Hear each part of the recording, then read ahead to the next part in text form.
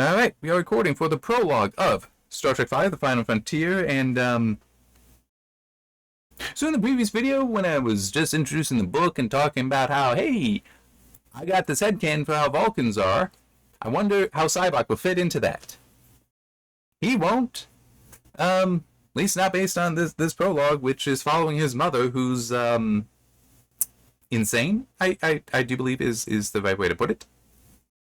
Because even though there are some elements here where it's like, oh yeah, that looks a little familiar, at the same time it's like, yeah, but she's also very prideful and potentially a sexual abuser. Not of the kid, to be clear, not of the kid. But we'll get to that. She's not a good person though. She's not a good person in that she's doing things that, at least one thing that does seem to be obviously unethical, at least from how it's written here and how I'm reading it. It does seem to be obviously unethical, and she feels fully justified in that it's like, yeah, you're not a good person. I mean, at least she felt bad about it, but I have this feeling she doesn't. Alright, so she is in her quarters. Sybok, her son, is there, just sleeping on the floor, which I guess it's just how it is a little odd, this whole, yeah, we just have, rooms carved into the stone here, and this is where we're living. It's like, okay, I guess it makes sense because she's the high priestess of, high master of the Kolinaru, which I assume are they're concerned with Kolinar, which she should not be a priest of, by the way, a priestess of. But she's sleeping there, and she knew this would be coming at some point. So her name is Teray, but at the door is Tasai. I am now High Master of the Kolinaru, Tasai proclaimed in a voice that was strong and free from any taint of Teray's shame. You are High Master no more, but we will grant you this. Upon your death, your spirit will be enshrined in the great hall of ancient thought. Her voice dropped as she switched to the familiar form of address.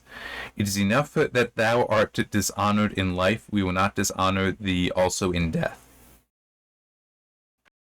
Leading up to this, and it's kind of mentioned there as well, Teray's shame, is that shame is illogical.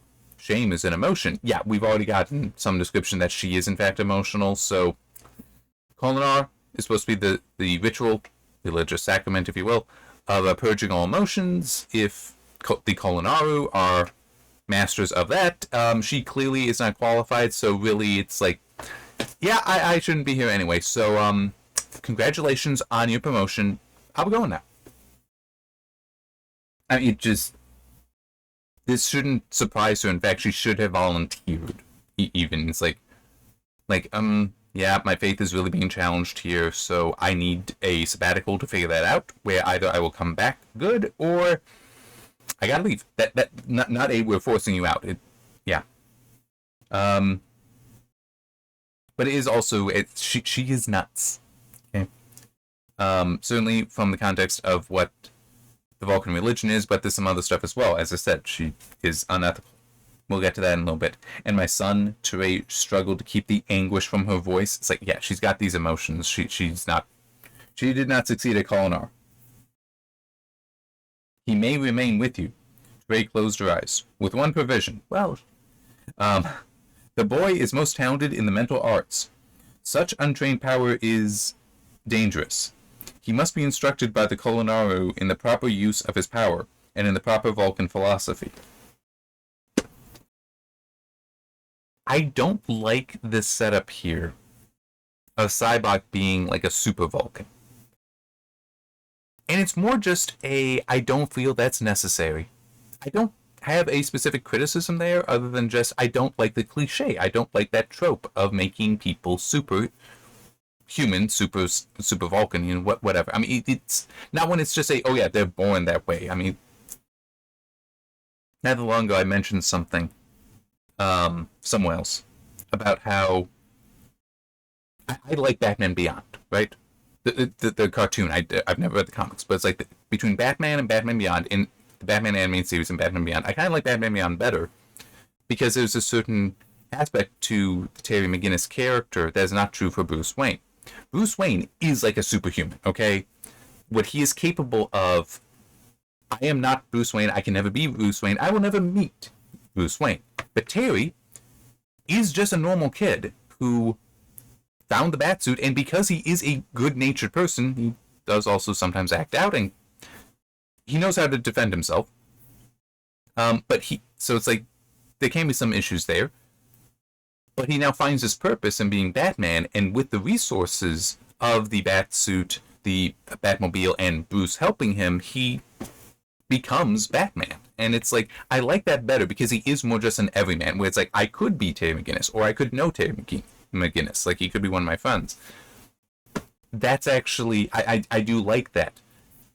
I got nothing against Bruce, but it is just, he is a superhuman, and yeah, that does, I don't necessarily like that cliche. I understand the cliche.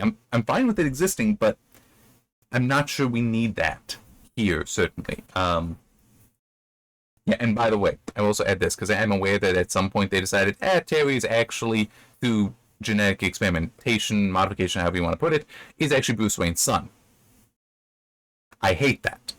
I would, nope, I would not count that. Because it does take away from him, because now it is no, he is also superhuman as well. He was ordained, he would eventually become this. It's like, you robbed him of one of the things that actually makes him more interesting. But yeah, it's yeah. So moving on, we now get her internal reaction to this news. Let the Colorado do as they wish to indoctrinate the boy with proper philosophy. That's how it's written in here with the quotes. He was already too much hers. He was barely 11 seasons old, not quite 5 years old in Terran terms. Yet he had already mastered the elementary mind rules customarily taught to children thrice his age.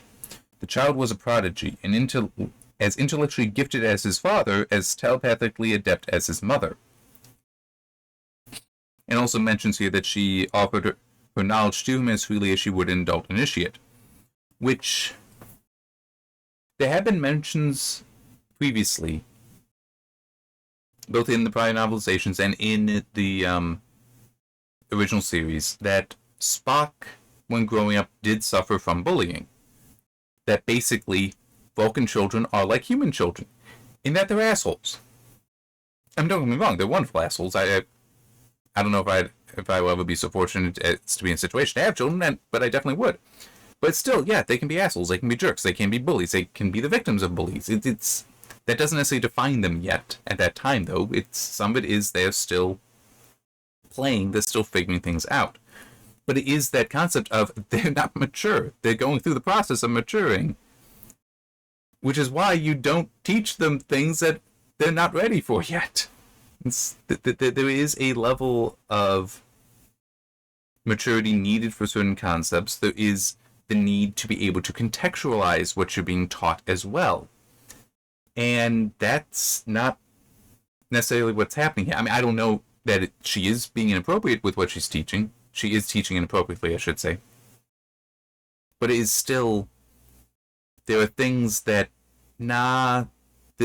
this is opening the door to, you're not raising this child properly, that you are in fact abusing the child by raising them this way. I'm just trying to think what would be, I mean, it's kind of like, I really like the movie RoboCop. A 5-year-old, I would never show that movie to. No. That movie is wildly inappropriate for a 5-year-old. Is not going to understand all the violence and such there. But I can understand, it is rated R. So that's supposed to be, 18 years old. I can understand, letting somebody who's 15 years old. I can understand that. It would depend on the child. But not a 5-year-old like Cybok here. Because it would not be appropriate. Jurassic Park, because I have it here, is PG-13. I could see it being a little younger than that. I think that's PG-13. It might only be PG. But I also got Alien here. No. That might be higher than... You might need to be a little older, or at least more ready for that, than RoboCop. But it's also a... when watching Alien, it might be a... Dad, why you look at me? because you'll understand when we're done. No, I probably have to watch a movie because it's a good movie and I want to watch it. But it's like, I gotta see the reaction too. But moving on, as I said, well, here, let me just read this. Touré had borne him in secret, which is, there's so many issues with what I'm reading here, but I'll get to it. Had borne him in secret and had kept news of the child's existence from his father. She named the boy Sybok, an archaic word that conformed to the pattern of male given names, but was rarely used. It meant seer, prophet.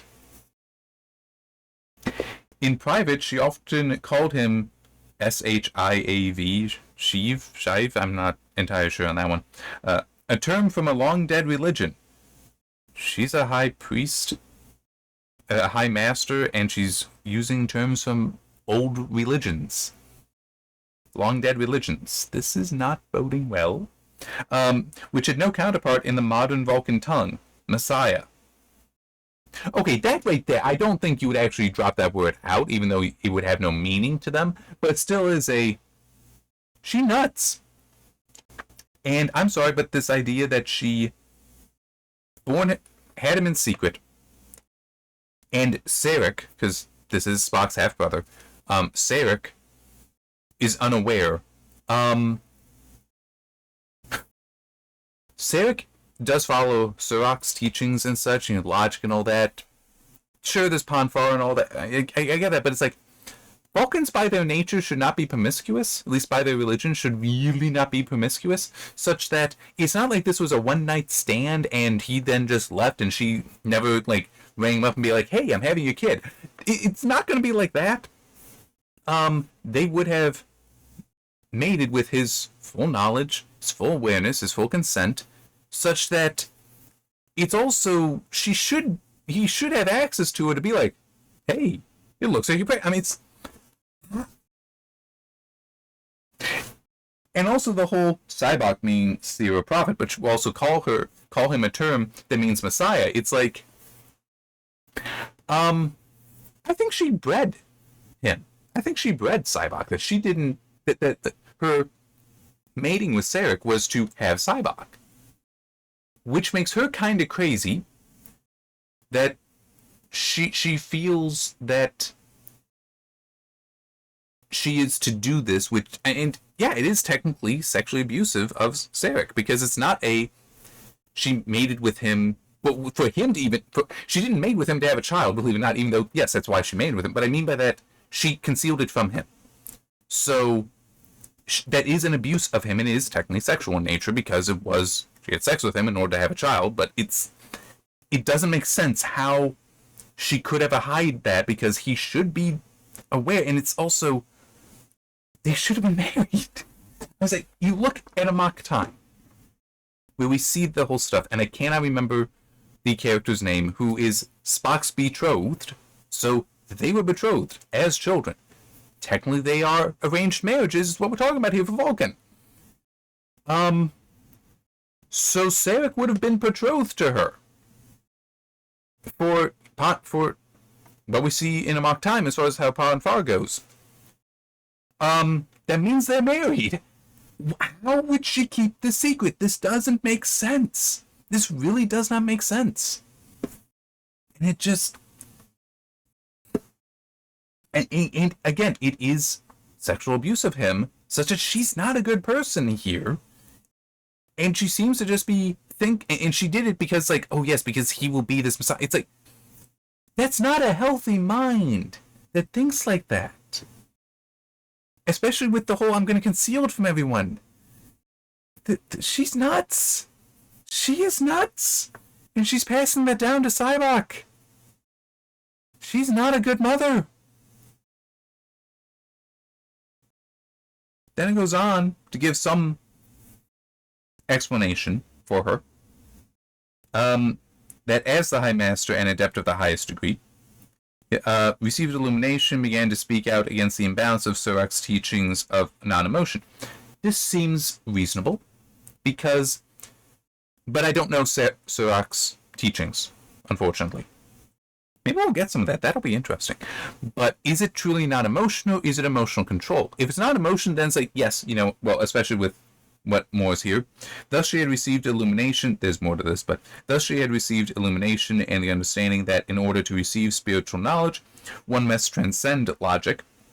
Sounds exactly transcending, but anyway, that for my way of thinking, to be truly free, the adept needed to find the balance between reason and emotion. That's not transcending logic. That's just recognizing that logic is not the end-all, be-all. Which I guess is technically transcending, but it's like, it's a piece of the whole to begin with. So how do you transcend a piece to... I would not consider transcending a piece of a whole when you go from the piece to the whole. It's a piece of the whole. Anyway. So, if Surak's teachings were that no, logic is the whole, then it's like, okay, yeah, you're teaching the imbalance and all that, and is a religion, not emotion. Alright, yeah, I got that. Although, actually, there's also the issue there of why is Kolinar like a special ritual, a special sacrament? That's something that they should all strive for, and so it should be just part of it. Anyway, it's like, okay, if she's just arguing against that, that no, we need to go beyond that, it's like, okay, I can understand that and not really having an issue. But it's still, she has consulted with the Katras, the spirits of the enshrined masters in the Hall of Ancient Thought. This is where she had her illumination and understanding that this is what you need. It's like, yeah, I mean, I get that, but it also then leads to the problem of, why are you alone in this? Like, if this is true, and truly also what the masters are passing down, within the what their Katras are passing down, then it also means that there should have been prior priestesses, masters of Kolinar, who have also gone in there and had similar communion with those Katras, that would come to the same conclusion. So, yeah, how do you explain then you being different from everyone else? Because I mean, we're not talking about divine revelation where now it might be a while before you get a prophet, it might be a while before you get a new judge or something like that. And it's like, yeah, I mean, you can have that. It's literally walk into that hall there, do this, and you'll be in communion with these spirits.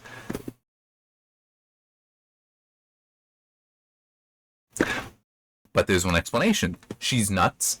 In fact, we do get her scholarly training was in history, specifically prehistory, which would be anthropology in this context, with a focus on Vulcan's earliest religions, as I said, anthropology.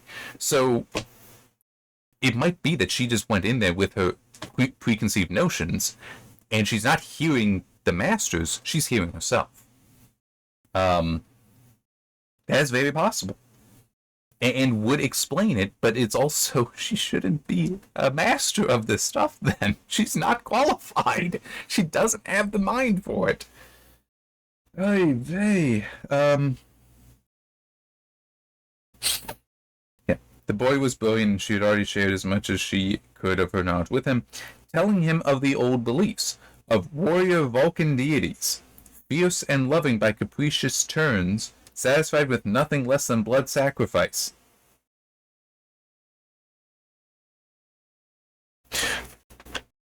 This is concerning. Like, what was she teaching him? Was she just telling stories? And in the context of, these are stories. In that case, I can be okay with that. I mean, it's... I don't have a copy of Clash of the Titans, the original. At some point I may get that, or Jason and the Argonauts for another Harryhausen film. But I'm Catholic. I'll pass that down to my kids if I ever have them. I'd also share those movies with them because they're good movies. And it's like, that's fine, but they are stories. They're not stories of our religion. They have things that contradict it. Therefore, I would say they are wrong and teach that they are wrong. But they're still good stories. But it's like, I would always present them in that context of they are stories. Even Ben-Hur and the Ten Commandments, which would more so align with the religion, still say what we're seeing on film is the story. If you want to read the original, Ben-Hur is a very interesting book to actually read, especially if you know the is it 59? I don't remember, but the Charlton Heston Ben-Hur, which I love that movie, or the Silent from the 20s. It's very interesting to read the book and see how neither of them really capture the book, but both are showing like different parts, different halves of the story. It's quite interesting, but it's still like so stories. But if she's teaching that yes, Cybok, you are the Messiah for our past deities who demand blood sacrifice. It's like, this is not healthy. This is not good. And the ancient legend of Shakari, the source of all creation, the paradise where all gods and goddesses of Vulcan and alien pantheons merged into the one.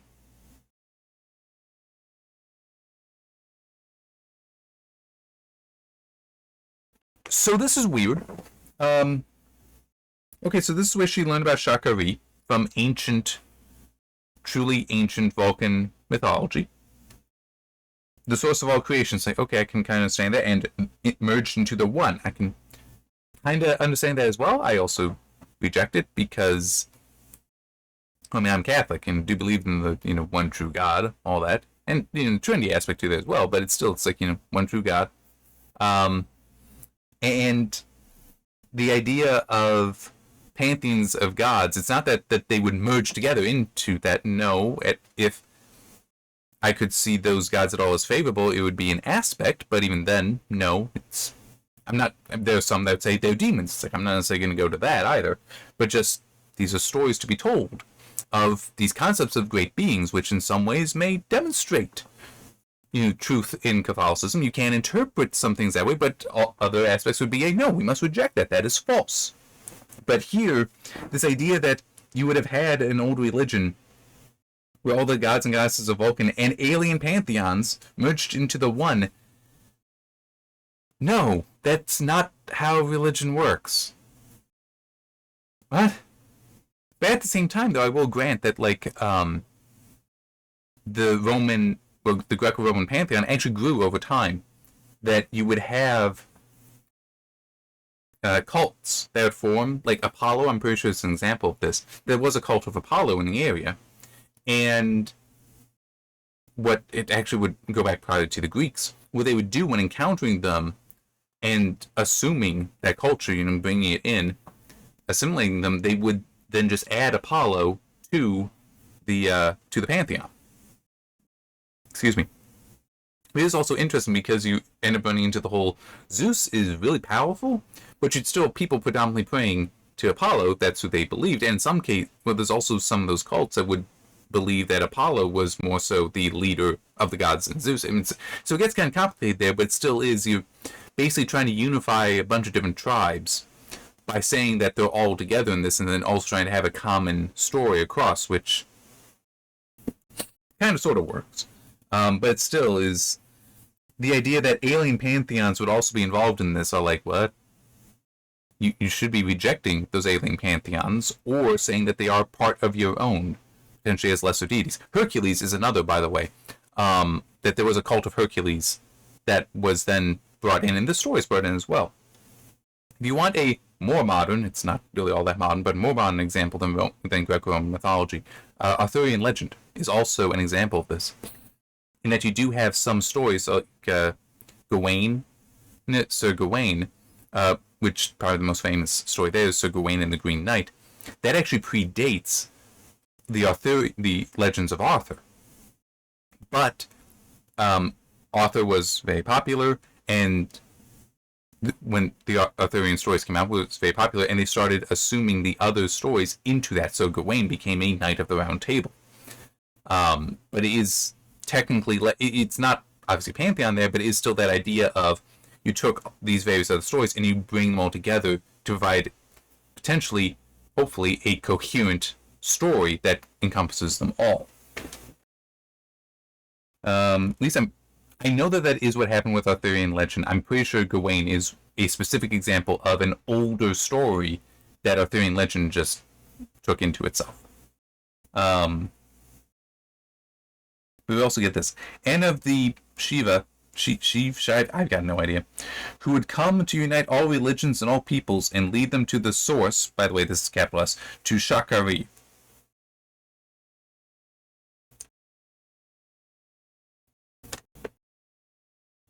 So, this kind of goes back, I mean, I'm still on the same page, and it's up here where I was talking about how she bred Cybok, and it's like, she believes this, so,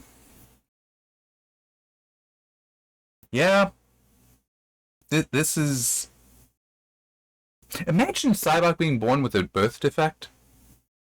This may sound weird, but I got an explanation for why I'm going here. Imagine he was born with a birth defect, so then she'd be like, well, shit. The Messiah can't have a birth defect. Gotta go back to Sirico. Gotta go find another. This is why it's so unethical what she's doing here. That she is, and this description, she is breeding for Cybok, and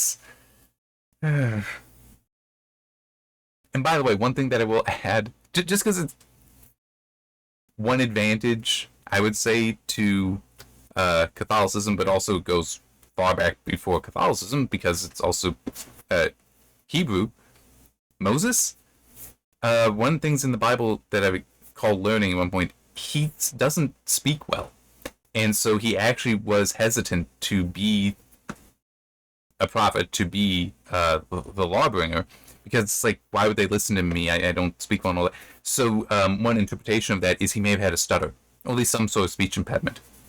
So he has that imperfection there, but it's also, no, he's the one that God chose for that purpose at that time. So it is just, again, kind of the whole, I could see her being like, well, no, if Cybok had a stutter, then, well, he must not be, I need to try again. It's like, that's not how this stuff actually works, woman. Yeah, so it's, yeah. There's also this. After her illumination, Ray had restricted her consultations to those masters who had lived before the pacifism of Surak caught hold of Vulcan and transformed it. So, I got a few problems with this. Because it does, for one thing, confirm that she started shutting out of other thought. So she's not trying to learn and grow from that. She is actively like, no, I like this idea. I'm going to go with this only. Yeah, not really best idea. Yeah, but there's also, why are they, what, they were doing the Katra thing in the Hall of Ancient Thought prior to Surak? I mean, I guess it just seems like that tradition, that last rite, if you will, would be a part of the religion from Surak, such that then it wouldn't have been happening beforehand, or would be very much out of a specific cult that potentially Surak came from and developed further, such that I know, it just seems odd, the idea that there would be Katras in the Hall of Ancient Thought predating Surak. I just, excuse me, I guess it is possible. Well, here, yeah, okay. This is I think a better reason to explain why I find this confusing. Romulans left Vulcan, right? Romulans have never been shown capable of doing a mind meld, right? To my knowledge, there is never a scene of that. So why Vulcans can do it, but Romulans can't, even though they're the same species? My interpretation is this, that it is a product of their, of the logic, that by having such an ordered mind, that enables them to use the telepathic powers that they already have, and Romulans would have it as well, but that without logic, they cannot actually achieve this ability. They cannot apply this ability. Which would then mean, if we apply that here, that logic here, that they can't be can't be Katras predating Surak's teachings, because they would not have had the telepathic capability, the telepathic control, to place the Katras in the Hall of Ancient Knowledge. They might not have even had a concept of the Katra yet, beyond just an abstract concept of the soul. But they might not have had a Katra as Sirach teaches because they didn't have the teachings yet. So yeah, I do have issues with this. And that then does also make me wonder, could a Romulan Katra be placed in the Hall of Ancient Thought? That is kind of an interesting question. It also then becomes an interesting question of, do the Romulans still possess the that pantheon of gods? I mean, it's also the problem of how the hell did the Romulans leave Vulcan? I mean, or was it that you had a cult that Teray would be a member of? Sorry, but she would be. That eventually grew in such size and discontent that they decided to, after Vulcans had achieved space travel, to just up and leave. That's possible, but in that case, then shouldn't she would be a member of that cult and then should potentially leave, but then also if she left and tried to find the Romulans, even though she'd be like, hey, I want to join you, I believe this stuff. Even though that was the case based on what was written in Wrath of Khan, they'd probably rape and kill her. So, I mean, on the bright side, she'd have Cybok, but she wouldn't see him necessarily. I mean, I was hoping for some better stuff. I mean, we'll see how this continues to go, but yeah. So the fact that she was excluding all the Sirach and post-Sirach masters is part of the reason why she also published a paper on Shakari. So people were not too happy with her. Word had spread among the adepts that Teray had abandoned her ethics. Yeah. I mean, not necessarily for that, but yeah. She was actively pursuing study of mind control, not of self, but of others. Yeah. She's not really a good person. But there's also the issue that we do see twice in the original series. Spock does do mind control. One time is in the Omega Glory, when he does, from a distance, manipulate a woman to free them. And I'm trying to remember the name of the episode. I could probably find it another way, but I'm doing it this way anyhow.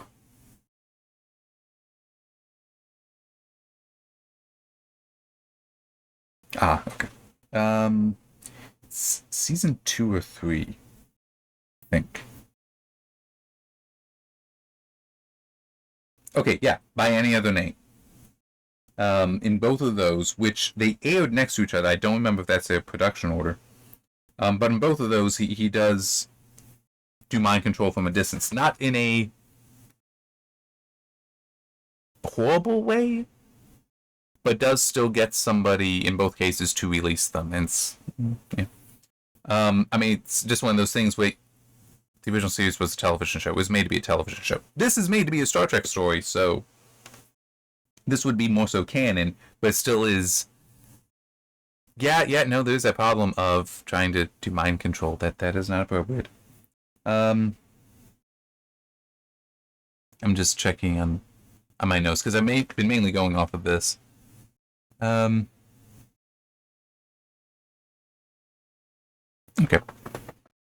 And this is where how the chapter ends. Okay. And now I must do something that will be hard. Something I have learned from the ancient masters. It will ensure your loyalty forever. She's speaking to Saipak. Only then can I share the vision to you. So she's had a vision about where Shakari is, or what it is. And it's talking to him, because he's woken up. And remember, he's like 5 years old. I don't know what that translates to in Vulcan development, but in human years, it's 5 years old. I am ready, the boy said. She released his hands and put her fingers against the warm flesh of his temples. It's like, okay, so she's going to do a mind meld thing here. Share your pain, Sybok. And it's like, oh, shit. Well, this may explain some aspects of him. That doing that may really screwed him up. I was like, it might in some ways be her abuse of him is what may cause a lot of this. So it will be interesting to see. Do we see mention of this later, that some of the stuff was abusive? Because, I mean, it's one thing to study that stuff. It's fine to study that stuff. But you need to learn from it, where she seemed to just... She's drunk the Kool-Aid, if you will. It's like she is a member of that cult. She's no longer a priestess of Sirach's teachings, so she should have voluntarily left. But she is raising Sybok to be the messiah of this prehistoric Vulcan religion, and now she's doing this, which, yeah, it's we'll see what happens here. But it'll also be interesting as far as later on when they encounter the being. I don't remember if it ever has a name. In the movie, later on when encountering there, it does try to claim that, yes, I am all these things, all these different beings that, well, I inspired all these religions across all these planets. Is he going to claim that again? And also, is he going to say that he gave to Rey these visions? Which is curious, because, like, okay, why are you locked to a planet if you can have that kind of influence across the galaxy? Like, it doesn't make sense that you're actually locked to the planet if you have such broad influence. But one thing that while thinking about that scene, that does actually jive with how she is, how at the end of the movie, because he takes the thing there takes on different forms. At one point, takes on the form of Sybok and is kind of mocking him. And it's like, yes, that is actually very appropriate. More so for her. I don't know enough about his character yet.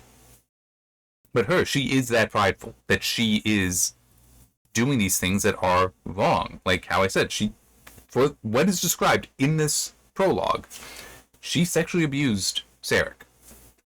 Okay, that's she used him to have a child by him, but then excluded him from even the knowledge of the child.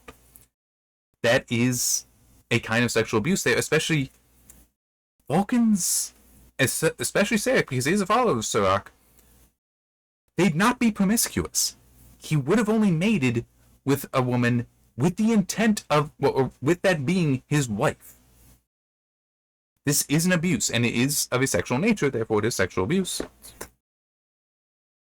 But, I mean, people can have different views of what that can think that's more charged than what it would necessarily be here, but it is still that the nature of that abuse, that's what it is. So yeah, this is, I mean, it's going back to that scene, so it's like, yeah, she is that prideful, that if she were there and seeing that, it's like, that is who she would see there. She does think she is that important. And it just, yeah. I had hopes. I am not feeling good with those hopes. To be clear, though, hopes that this would be better than the movie. I'm not feeling that so much anymore. I find that doubtful. Might still be a story I'll recommend. I don't know, but it is a the hell is this kind of experience? All right. Yeah. This will be quite an experience. Yeah. See you next time.